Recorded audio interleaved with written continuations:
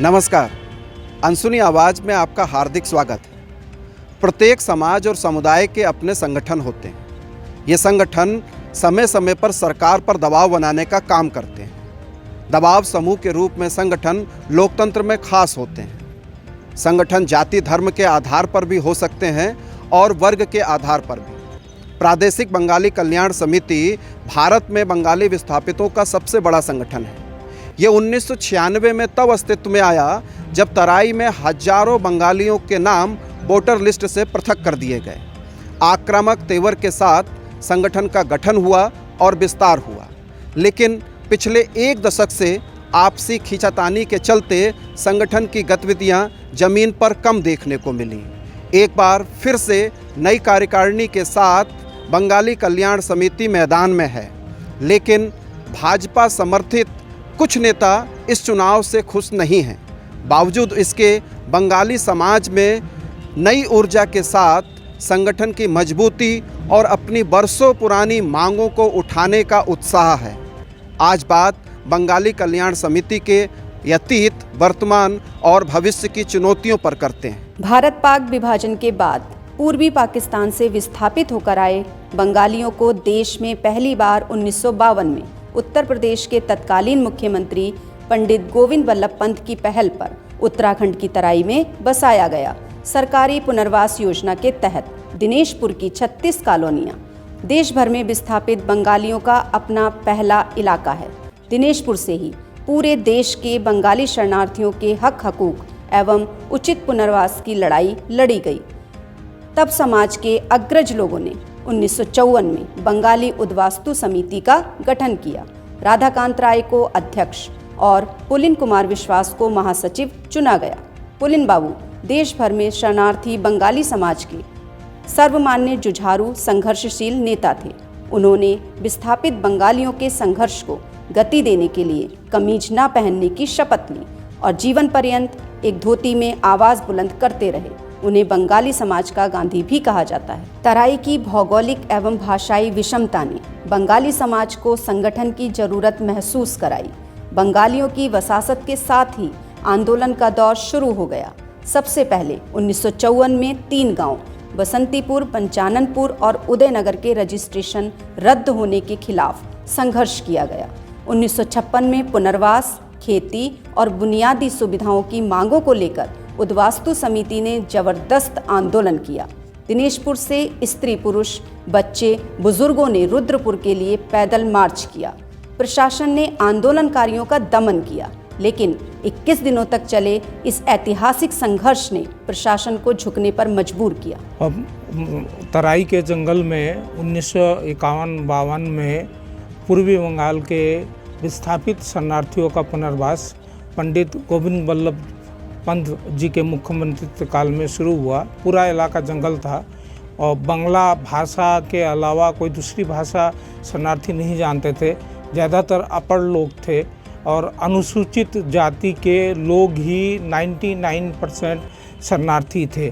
दिनेशपुर की 36 कॉलोनियाँ पूरे भारत में पूर्वी बंगाल से विस्थापित शरणार्थियों की पहली आबादी थी। 1953 से इन्होंने उद्वास्तु समिति के मार्फत आंदोलन किया। 1958 में रुद्रपुर में ट्रांजिट कैंप की स्थापना हुई। इधर मूलभूत सुविधाओं के लिए छुटपुट जुलूस प्रदर्शन होते रहे। उत्तर प्रदेश के अलावा देश के अन्य 21 राज्यों में जंगल के इलाकों में बंगालियों को बसाया गया। वहाँ के हालात दिनेशपुर में हुए पुनर्वास से भी बदतर थे।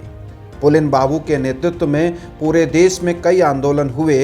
फलस्वरूप दिनेशपुर क्षेत्र की 36 कॉलोनियों में बसे बंगालियों को तो जमीन का मालिकाना हक मिला, लेकिन बाकी देश में बंगाली विस्थापित आज भी इस अधिकार से वंचित हैं। जातीय संगठन होता है, उस जाति के सर्वांगीण विकास के लिए उनका काम होना चाहिए।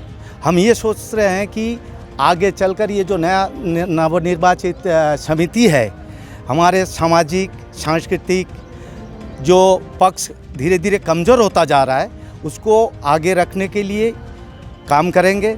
नए जो समिति है वो इस संकल्प के साथ चलेगा कि हमारे जो सामाजिक सांस्कृतिक कृष्टि कल्चर जो हमारे ट्रेडिशन है उसको बरकरार रखेंगे और सबके साथ मिलजुल के इस प्रदेश में आगे बढ़ेंगे। बदलते समय और चुनौतियों के मद्देनजर 90 के दशक में दो संगठनों का उदय हुआ, प्रादेशिक बंगाली कल्याण समिति एवं बंगाली कर्मचारी मंच। 24 अप्रैल 1994 में ये दोनों संगठन तब अस्तित्व में आए जब आम चुनाव से पहले तराई में बसे हजारों हजार बंगाली विस्थापितों के नाम वोटर लिस्ट से पृथक कर दिए गए। आक्रामक आंदोलन के बल पर नई वोटर लिस्ट तैयार हुई। बंगाली कल्याण समिति के संस्थापक अध्यक्ष विरंचीपद राय और महासचिव के दास के नेतृत्व में युवा वर्ग तेजी से संगठित होने लगा। बहुत लंबे समय बाद हमारे कार्यकारिणी का गठन हुआ है, जो कि 7-8 साल पहले हो जाना चाहिए था। दुर्भाग्यपूर्ण नहीं हुआ है, लेकिन ये बंग समाज और हम लोग सब यही उम्मीद कर रहे हैं कि जो नया कार्यकारिणी का अध्यक्ष चुना गया है चंद्रशेखर गांगुली जी, ये पूर्व में भी 2001 में छात्र संघ अध्यक्ष रहे हैं और आप सबको विदित है कि 2001 में जो ऐतिहासिक आंदोलन किया था वो चंद्रशेखर गांगुली जी के नेतृत्व में हुआ था, जिसके बदौलत 2-3 विधायक हमें विधायक के रूप में मिला है।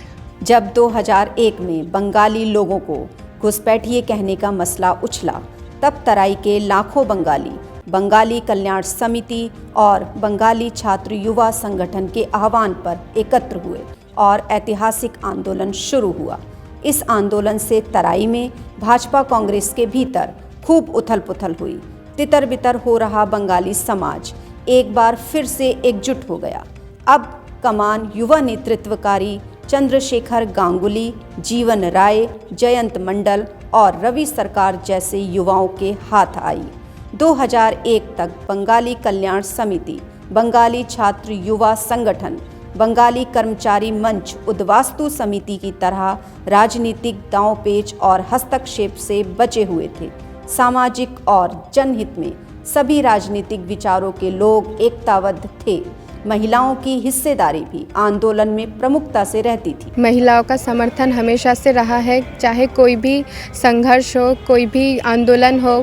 पूर्वी पाकिस्तानी से विस्थापित यहाँ पे बंगालियों जब से विस्थापित हुए हैं तब से अब तक लेके महिलाओं का योगदान हर आंदोलन में किया गया है। 2002 में उत्तराखंड के पहले विधानसभा चुनाव से राजनीतिक वर्चस्व की लड़ाई बंगाली संगठनों में शुरू हो गई। तब बसपा ने गदरपुर सीट से प्रेमानंद महाजन को टिकट दिया। उन्होंने भारी मतों से चुनाव में जीत दर्ज की। महाजन उत्तराखंड और उत्तर प्रदेश में बंगाली विस्थापितों में से पहले विधायक बने। अब बंगाली समाज कांग्रेस और भाजपा से निकलकर बसपा की ओर रुख कर रहा था। 10 साल बसपा की पकड़ रही बंगाली समाज पर। धीरे धीरे बंगाली कल्याण समिति में पार्टियों की राजनीति साफ झलकने लगी। पिछले 1 दशक तक तारक बाछाड़ समिति के अध्यक्ष रहे।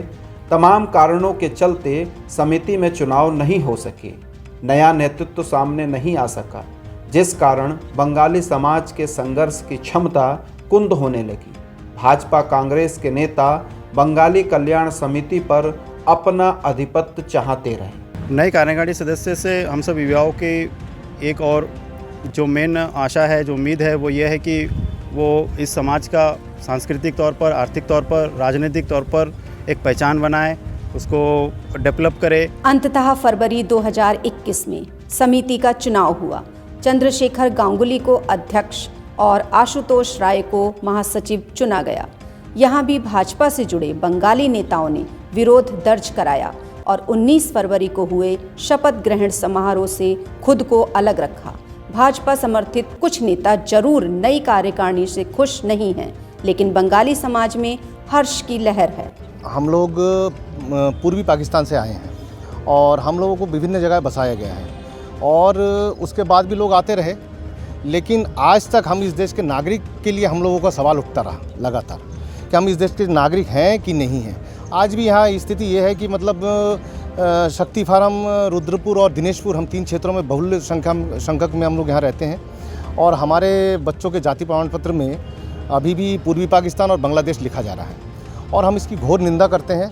नागरिकता पर संशय, प्रमाण पत्र में पूर्वी पाकिस्तान शब्द हटाना, अनुसूचित जाति का दर्जा, जमीन पर मालिकाना हक, बंगाली भूमिहीनों को जमीन आवंटन, बांग्ला भाषा शुरू करना, शिक्षा के लिए जागरूकता, सांस्कृतिक मजबूती के साथ साथ 2022 के विधानसभा चुनाव में राजनीतिक प्रतिनिधित्व हासिल करना वर्तमान कार्यकारिणी के लिए बड़ी चुनौतियां हैं। प्रादेशिक बंगाली कल्याण समिति के नए पदाधिकारियों ने अपने दायित्व की शपथ ले ली है, लेकिन उनके सामने चुनौतियां कम नहीं हैं। एक और जहां बंगाली समाज की बरसों पुरानी मांगों को लेकर आंदोलन तेज करना है, वहीं अपने ही समाज के विरोध में खड़े हुए नेताओं को मनाना कठिन काम है।